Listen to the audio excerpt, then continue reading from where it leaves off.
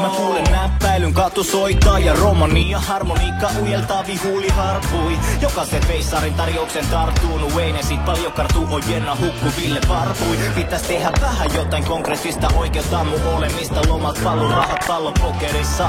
Rikkan prossa nautti kädes 5 jokerista. Kun paska alkaa saata loput, meistä on tehty sokerista. Kyltä myrsky edellä, mutta se saapuu.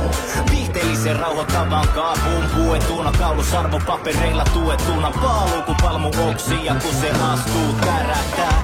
Puhuja taivas jyrisee ja huutaa niin meri pauhuu. Kasvottaa suurin puu eikä rytise, koska sen ei muka enää voi antaa kaatuu. Yes!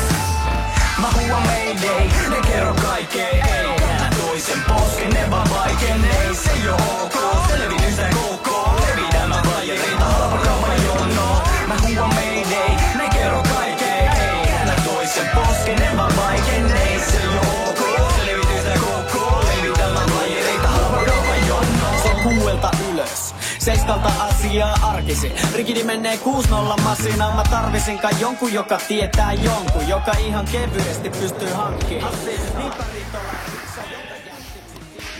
Tervetuloa Pod Weekendille! Saa haastaa. Korvien välissä tuulee. Huolehtiminen poikis vaan herpeksen huulee. Respekti maltilliselle perhebisnekselle. Niille ihan oikeille työmiehille, joilla isän vanhat työkalut on vielä vedos. Pitämäs perheen leiväs ja perinteet elos. Pomo äijä eikä elä herran pelos. Sälle kehtasi paiskoo hommia ja pulittaa verot. Muuten oisin koomikko, joka ei naurata.